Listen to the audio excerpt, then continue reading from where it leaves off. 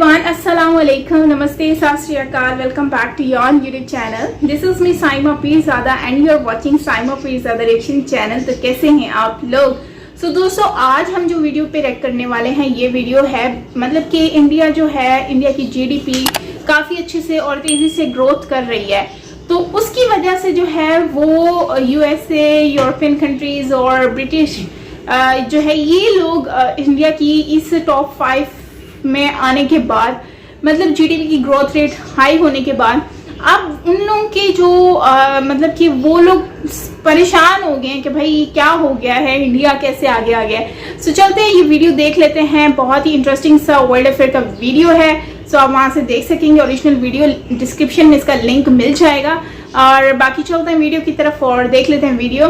तो अच्छा लगे तो लाइक कीजिएगा, शेयर कीजिएगा एंड सब्सक्राइब नहीं किया तो सब्सक्राइब भी कर लीजिएगा। आज के दिन की शुरुआत गुड न्यूज के साथ होने वाली है, क्योंकि भारत की अर्थव्यवस्था को लेकर एक बहुत ही पॉजिटिव न्यूज निकलकर सामने आ रही है, जिससे ब्रिटेन को एक बहुत ही बड़ा झटका लगा है। आपने भी ये चीज जरूर नोटिस की होगी कि जब भी भारत कोई बड़ी अचीवमेंट हासिल करता है, जब भी भारत की स्पेस एजेंसी इसरो कोई सक्सेसफुल मिशन करती है, या हम अगर कोई हथियार या मिसाइल खुद ही स्वदेशी तरीके से डेवलप करके उसकी सक्सेसफुल टेस्टिंग करते हैं, या फिर ट्रेड और इकोनॉमी के मामले में भारत कोई बड़ी अचीवमेंट अपने नाम करता है, तो फिर उस समय ब्रिटेन के पॉलिटिशियंस को काफी ज्यादा मिर्ची लग जाती है। वो भारत के अचीवमेंट के ऊपर खुश नहीं होते हैं, बल्कि अपने देश को, अपने खुद के सिस्टम को कोसने का काम करते हैं और ये कहते हैं कि जो काम ब्रिटेन नहीं कर पा रहा है वो भारत के लोग, भारत के साइंटिस्ट इतनी आसानी से कैसे कर रहे हैं। कई सारे ब्रिटिश पॉलिटिशियंस और इवन वहाँ के लोगों की मानसिकता है कि 70 से 80 सालों पहले तक तो भारत ब्रिटेन से आजादी लेने के लिए संघर्ष कर रहा था, तो फिर भारत कैसे ब्रिटेन से इतनी जल्दी ऊपर जा सकता है,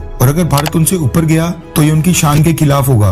वहाँ के प्राइम टाइम के ऊपर डिबेट्स होती हैं, जिनमें डिस्कस किया जाता है कि भारत की सफलता के पीछे का आखिर क्या कारण है, जो भारत आज ब्रिटेन जैसे डेवलप्ड देश को इतनी आसानी से पीछे छोड़ रहा है। अब जो लेटेस्ट रिपोर्ट निकल कर आ रही है, उसके बाद भारत के साथ ये जलन और भी ज्यादा बढ़ने वाली है, क्योंकि भारत ने ब्रिटेन को आर्थिक मोर्चे के ऊपर सबसे बड़ा झटका दे दिया है। रेफरेंस के लिए आपकी स्क्रीन के ऊपर ET नाउ के आर्टिकल का स्क्रीनशॉट है, जिसके मुताबिक भारत ने अर्थव्यवस्था के मामले में ब्रिटेन को भी पीछे छोड़ दिया है और अब भारत दुनिया की 5वीं सबसे बड़ी अर्थव्यवस्था बन गया है, जबकि ब्रिटेन भारत से नीचे गिरकर 6ठी पोजीशन के ऊपर आ गया है। रिपोर्ट्स के मुताबिक मार्च क्वार्टर के लास्ट डे के दिन भारत की नॉमिनल जीडीपी का साइज था $854 बिलियन, जबकि ब्रिटेन की जीडीपी का साइज था $816 बिलियन।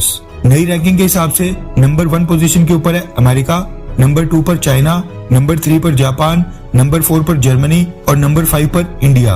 आज से 10 साल पहले भारत जीडीपी के मामले में टॉप 10 देशों में भी नहीं आता था। उस समय भारत की रैंकिंग 11वें नंबर पर थी और ब्रिटेन उस समय भी 5वीं पोजीशन के ऊपर था। यानी पिछले 10 साल के अंदर भारत 11वीं पोजीशन से सीधा 5वीं पोजीशन के ऊपर आ गया है और ब्रिटेन भारत से पीछे हो चुका है। खुशी की बात यह है कि जिस आर्थिक रफ्तार से भारत आज की डेट में आगे बढ़ रहा है, उससे ऐसा बिल्कुल नहीं लगता है कि ब्रिटेन अब दोबारा जीडीपी के मामले में भविष्य में भारत को पीछे छोड़ पाएगा, क्योंकि साल 2022 से 23 फाइनेंशियल ईयर के पहले क्वार्टर यानी पहली तिमाही अप्रैल से जून के बीच भारत की अर्थव्यवस्था 13.5% के साथ ग्रो हुई है, यानी बड़ी है। जबकि ब्रिटेन की बात करें तो पहली तिमाही में भारत को टक्कर देना तो दूर की बात है, उल्टा ब्रिटेन की जीडीपी में गिरावट देखने को मिली है। अप्रैल से जून क्वार्टर में ब्रिटेन की जीडीपी 0.1% से श्रिंक हुई है, यानी नीचे गिरी है। और फ्यूचर एस्पेक्ट्स की बात करें तो IMF और वर्ल्ड बैंक ने इससे पहले अनुमान लगाया था कि ब्रिटेन की अर्थव्यवस्था साल 2022 में 3.7%, जबकि साल 2023 में 1.9% से ग्रो करेगी। भारत के लिए ये प्रेडिक्शन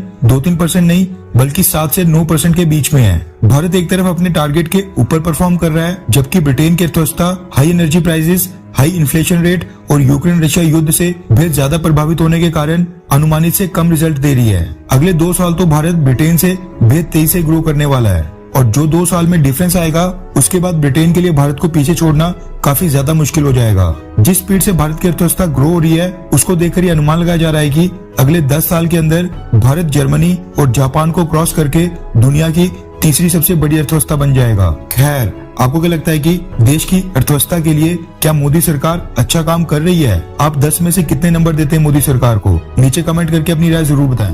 ब्रिटेन को तो होना ही था कि इंडिया जो है, एक टाइम पर ये कंट्री हमारे अंडर में थी, इन पे हम राज किया करते थे और आज वही कंट्री जो है वो हमें पीछे छोड़ के खुद आगे निकल गई है। मतलब कि इंडिया ने पिछले 10 सालों में अपनी जो ग्रोथ दिखाई है जीडीपी में, आई थिंक कि वो सबके लिए एक एग्जाम्पल है। और मैं सच में हैरान हूँ और खुश भी हूँ इंडिया के लिए कि देखो एक वो कंट्री जिसने इतनी मुश्किलात का सामना किया और मतलब समझो वो स्टार्ट से, जीरो से स्टार्ट हुई है दोबारा से, और उन्होंने पिछले 10 सालों में कितनी ग्रोथ की है, कितना आगे बढ़े हैं।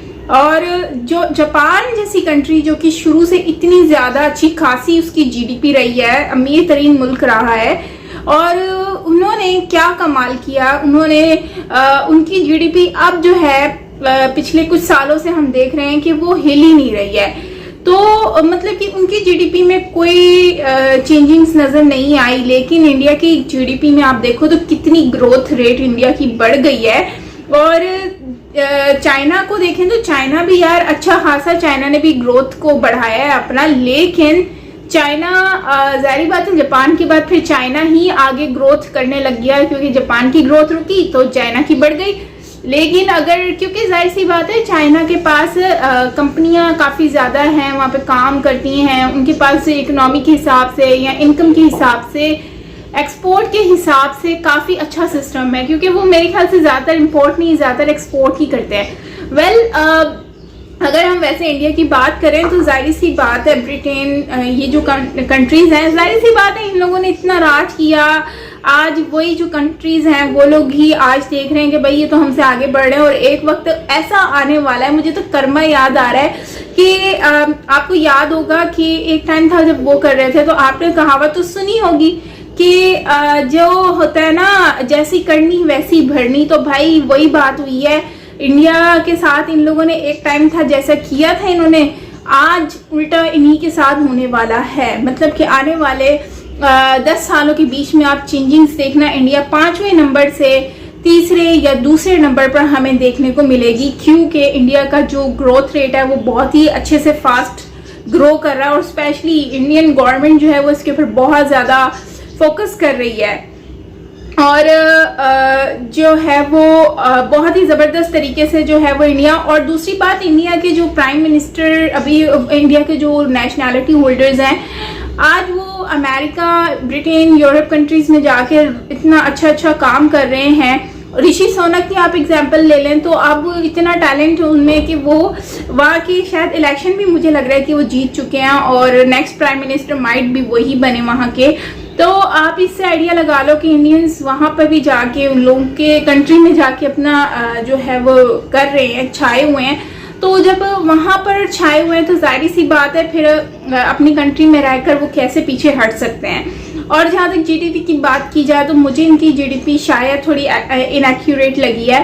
तो जहाँ तक यूके की जीडीपी की बात की गई है तो ये 3.2 या फिर आई थिंक 3.3 ट्रिलियन है, जबकि इंडिया की अगर हम बात करें, if I am not wrong, तो इंडिया की जीडीपी 3.684 है, ट्रिलियन है। तो आई थिंक कि इंडिया की जीडीपी काफ़ी अच्छी खासी जीडीपी है एज कम्पेयर टू यूके। और उसके बाद अगर हम देखें तो यूएस से जो है इसकी नीयत तो सबको ही पता है, स्पेशली इंडिया को तो बहुत ही अच्छे से पता है कि भाई लोगों की नीयत शुरू से ही साफ तो रही नहीं है।